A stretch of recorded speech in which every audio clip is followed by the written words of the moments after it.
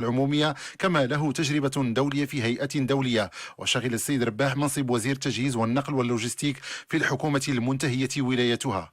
السيد رشيد طلبي العالمي الذي عينه صاحب الجلالة وزيرا للشباب والرياضة، حاصل على دكتوراه في التدبير والمالية تخصص المالية المحلية من جامعة نيويورك. تقلد السيد العالمي عدة مسؤوليات وزارية، منها منصب وزير منتدب لدى وزير الأول مكلف بالشؤون الاقتصادية والعامة، ثم منصب وزير الصناعة والتجارة والاتصالات.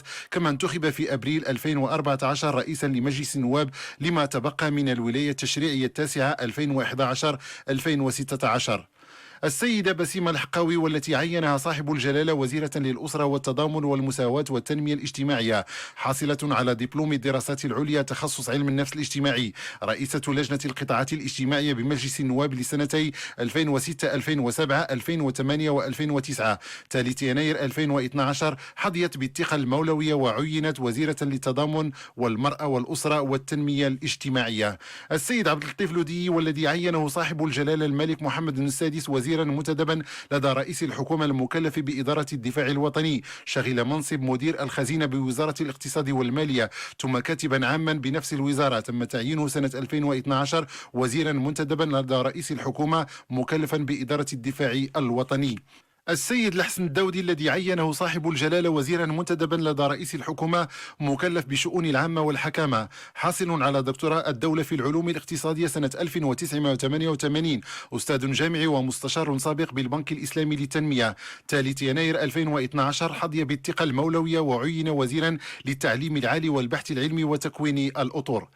السيد مصطفى الخلفي الذي عينه صاحب الجلالة وزيرا منتدبا لدى رئيس الحكومة المكلف بالعلاقات مع البرلمان والمجتمع المدني، الناطق الرسمي باسم الحكومة، حاصل على 3 شواهد بكالوريا، عدة إجازات جامعية، واشتغل في مجال الصحافة منذ سنة 1997. حظي بالثقة المولوية وعين وزيرا للاتصال الناطق الرسمي باسم الحكومة في 10 أكتوبر 2013. السيد عبد الكريم بن عتيق الذي عينه جلالة الملك وزيرا منتدبا لدى وزير الخارجية مكلفا بالمغاربة المقيمين بالخارج وشؤون الهجرة، حاصل على الإجازة في الآداب من جامعة محمد الخامس بالرباط، وعلى دبلوم الدراسات المعمقة في اللسانيات من جامعة السوربون بباريس. في شتنبر 2000 تم تعيينه كاتبا للدولة مكلفا بالمقاولات الصغرى والمتوسطة، ثم كاتبا للدولة في التجارة الخارجية سنة 2001.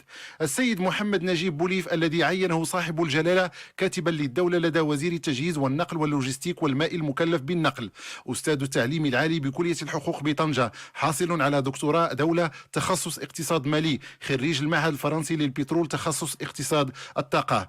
كان يشغل منصب الوزير المنتدب لدى وزير التجهيز والنقل واللوجستيك المكلف بالنقل في الحكومة السابقة. السيدة مباركة بوعيدة التي عينها صاحب الجلالة الملك محمد بن السادس كاتبة للدولة لدى وزير الفلاحة والصيد البحري والتنمية القروية والمياه والغابات المكلفة بالصيد البحري، حاصلة على ماستر في إدارة الأعمال من جامعة هول ببريطانيا. ترأست خلال سنة 2010 لجنة الشؤون الخارجية والدفاع الوطني والشؤون الإسلامية بمجلس النواب، اختيرت ضمن قائمة القادة العالميين الشباب للمنتدى الاقتصادي العالمي سنة 2012. 10 أكتوبر 2013 حظيت بالثقة المولوية وعينت وزيرة منتدبة لدى وزير الشؤون الخارجية والتعاون. السيدة شرفات أفلال التي عينها صاحب الجلالة الملك محمد بن السادس كاتبة الدولة لدى وزير التجهيز والنقل واللوجستيك والماء والمكلفة بالماء، خريجة المدرسة المحمدية للمهندسين فوج 1997 ومهندسة بالمكتب الوطني للماء الصالح للشرب. 10 أكتوبر 2013 حظيت بالثقة المولوية وعينت وزيرة منتدبة لدى وزير الطاقة والمعادن والماء والبيئة مكلفة بالماء.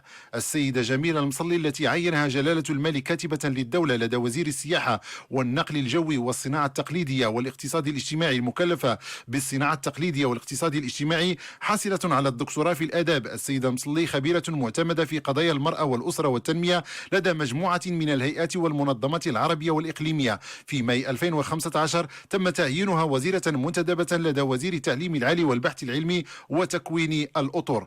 السيد محمد أحلي الذي عينه جلالة الملك كاتبا للدولة لدى وزير الفلاحة والصيد البحري والتنمية القروية والمياه والغابات مكلفا بالتنمية القروية والمياه والغابات، حاصل على شهادة في الطب البيطري من معهد الحسن الثاني للزراعة والبيطرة، شغل بين مارس 1998 إلى غاية شتنبر 2000 منصب كاتب دولة مكلف بالتضامن والعمل الإنساني.